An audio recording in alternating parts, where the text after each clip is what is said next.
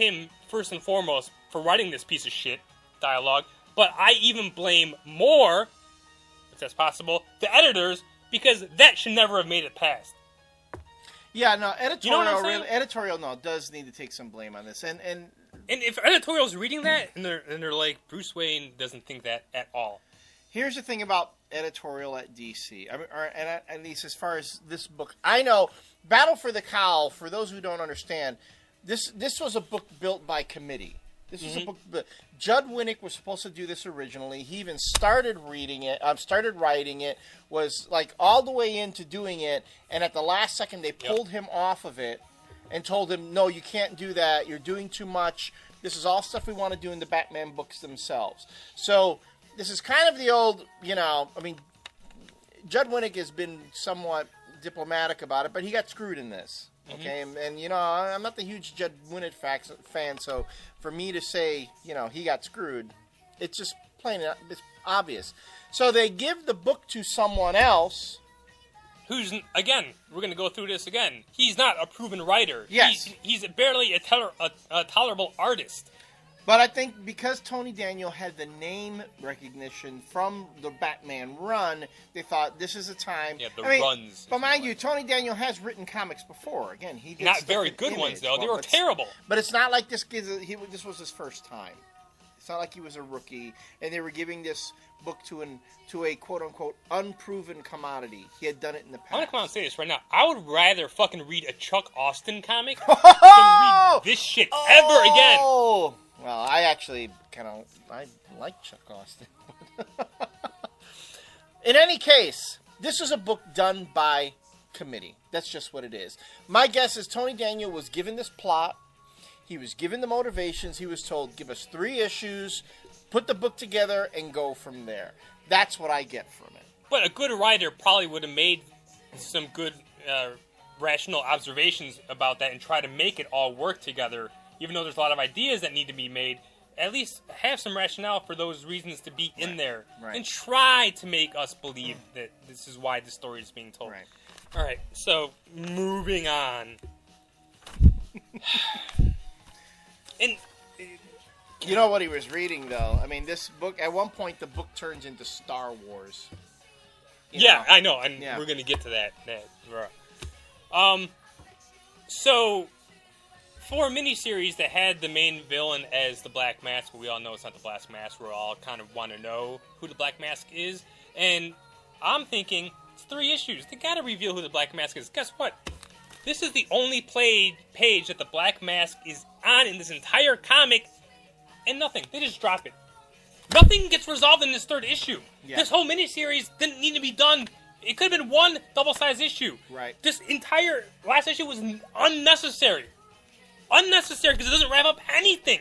Doesn't say. He says something here like "we did it," but it doesn't say who was we. Yeah. So, moving on, and then getting to the. Oh my god. I mean, the book almost literally turns into Star Wars at this point. No, it does turn into Star Wars because when I saw this, I'm like, oh god, it's just getting fucking worse and worse and worse. So, Nightwing finds Jason Todd, and they're fighting. And Dick Grayson is trying to, talk some sense into Jason Todd, saying, we should work together, I can get you help, blah, blah, blah. And then, he fucking pulls out this little hologram machine. By the way, Bruce, right before he died, because he knew he was going to die, he video recorded something for you, and I think you should watch it. And then here we have the ghost of Obi-Wan. Ghost Bruce Wayne of Obi-Wan, fucking Kenobi. But I was kind of thinking more of like Princess Leia. It's help me, Obi-Wan. Yeah, it's Obi-Wayne.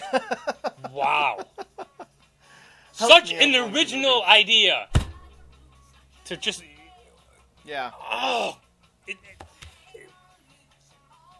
Well, again, to me... I'm becoming speechless, because now I'm just reliving the horror of this fucking comic again.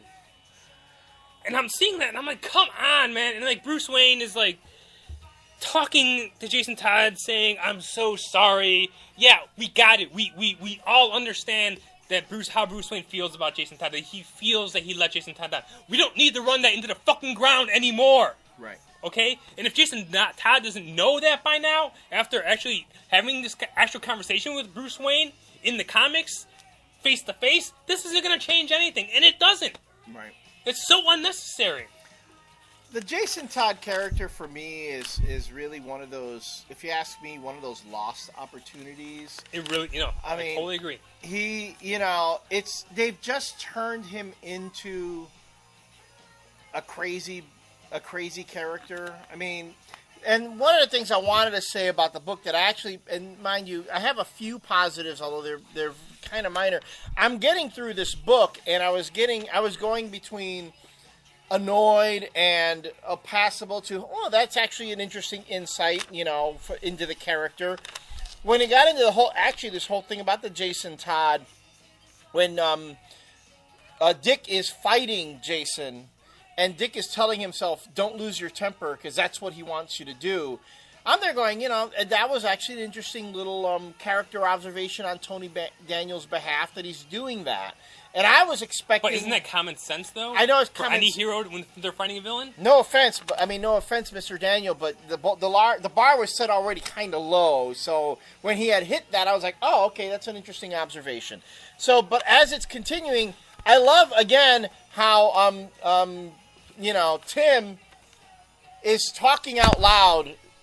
Stuff that could have been in a caption or he's thinking, he's saying it out loud. Because Lord knows that when I'm got a ton of shrapnel in my chest I'm pulling stuff all out, it is I like to narrate, It's just expository dialogue for the reader. Right. It's not stuff that he's explaining to himself how he saved himself. Right. To you in word balloons. So the exposition in itself is really unnecessary and kind of that's exactly who Tim Drake has become in this comic, Basil Exposition. That's exactly who he is in this 3 issues.